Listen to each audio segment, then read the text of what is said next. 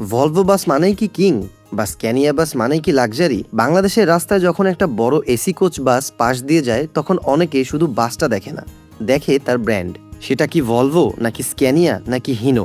কিন্তু আসল প্রশ্ন হলো ভলভো, স্ক্যানিয়া আর হিনো এদের মধ্যে সবচেয়ে ভালো বাস কোনটা? কোনটার ইঞ্জিন সবচেয়ে শক্তিশালী? কোনটার সাসপেনশন সবচেয়ে কমফোর্টেবল? এছাড়াও লং জার্নিতে কোন বাসে আপনার ক্লান্তি কম হবে? পাশাপাশি আছে বাংলাদেশের রাস্তায় কোন বাসটা সবচেয়ে বেশি টেকে। বন্ধুরা, আজকের ভিডিওতে আমরা এই তিনটা জায়ান্ট বাস ব্র্যান্ডকে মুখোমুখি তুলনা করব। একদম রিয়েল এক্সপেরিয়েন্স, কমফোর্ট, পাওয়ার, মেইনটেনেন্স আর বাংলাদেশের বাস্তবতা অনুযায়ী। তাই অবশ্যই ভিডিওটি শেষ পর্যন্ত দেখুন, কারণ শেষে আমি বলবো বাংলাদেশের রোডে আসল কিংকে। চলুন শুরু করা যাক। প্রথমেই কথা বলি ভলভো নিয়ে। বাংলাদেশে গ্রিন লাইন, দেশ ট্রাভেলস সহ অনেক বড় বড় পরিবহন ভলভো ব্যবহার করছে। কেন ভলভো এত জনপ্রিয়? এর পেছনে বেশ কিছু কারণ আছে। যেমন এর অসাধারণ সাসপেনশন। ভলভো বাসে উঠলে মনে হবে রাস্তায় গর্তই নেই। বিশেষ করে এদের এয়ার সাসপেনশন এতটাই স্মুথ যে লং জার্নিতে শরীর কম ক্লান্ত হয়। এরপরে আছে পাওয়ারফুল ইঞ্জিন। ভলভো এর অনেক কোচে 10 থেকে 13 লিটার পর্যন্ত বড় ডিজেল ইঞ্জিন ব্যবহার করা হয়, ফলে হাইওয়েতে অসাধারণ স্পিড আর টর্ক পাওয়া যায়। এরপরে আছে safety features. ABS, EBS, stability control, এসব ফিচার ভলভোকে অনেক বেশি নিরাপদ করে। এছাড়াও আরেকটি ইন্টারেস্টিং ফ্যাক্ট আছে। অনেক ড্রাইভারই বলে ভলভো চালানো মানে রাস্তার উপর নাকি প্লেন চালানোর মতো ফিলিং। তবে ভালো দিকের পাশাপাশি এর আবার দুর্বল দিকও আছে। ভলভোর পার্টস অনেক দামি হয়ে থাকে। এছাড়াও মেইনটেনেন্স কস্ট অনেক বেশি। আর বাংলাদেশের অনেক গ্যারেজে এর অ্যাডভান্সড ইলেকট্রনিক্স ঠিকভাবে কাজ করাতে পারে না। এবারে আসি স্ক্যানিয়ায়। ভলভোর সবচেয়ে বড় প্রতিদ্বন্দ্বী হচ্ছে স্ক্যানিয়া। স্ক্যানিয়াকে অনেকে বলে ড্রাইভার্স বাস। কেন তা কি জানেন? কারণ এই বাসের অ্যাক্সেলারেশন, পিক আপ আর ইঞ্জিন সাউন্ড এক কথায় বিস্ট। বিশেষ করে পাহাড়ি রাস্তা বা হাইওয়েতে স্ক্যানিয়া অসাধারণ পারফরমেন্স দেয়। স্ক্যানিয়া বাসের দুর্দান্ত হওয়ার পেছনে বেশ কিছু কারণ আছে।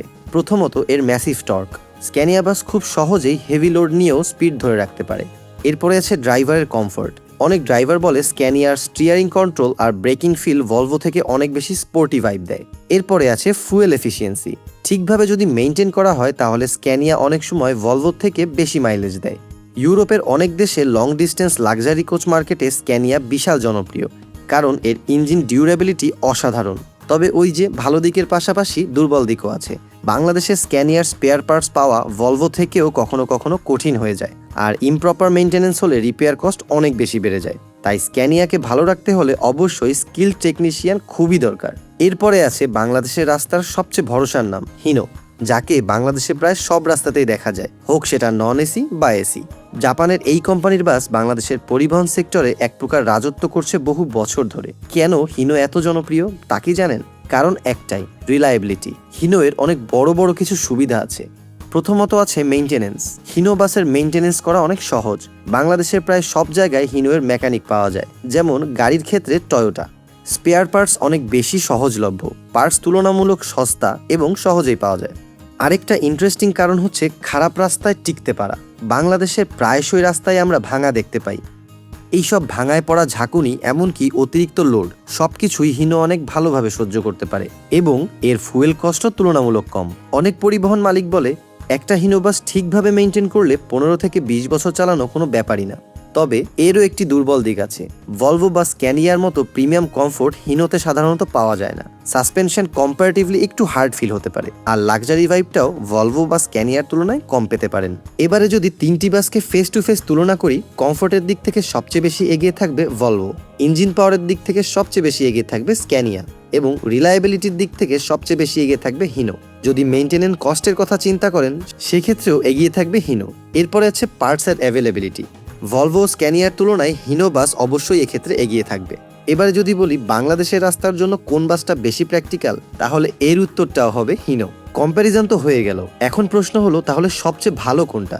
যদি আপনি লাক্সারি, কমফোর্ট আর প্রিমিয়াম ট্রাভেল এক্সপিরিয়েন্স চান তাহলে অবশ্যই ভলভো অসাধারণ। যদি আপনি পাওয়ার, পারফরমেন্স আর ড্রাইভিং এক্সাইটমেন্ট চান তাহলে স্ক্যানিয়া বেস্ট। আর যদি আপনি বাংলাদেশের বাস্তবতা, কম মেইনটেনেন্স কস্ট, গতি আর দীর্ঘস্থায়ী রিলায়েবিলিটি চান তাহলে হিনো এখনো পর্যন্ত বাংলাদেশের রাজা।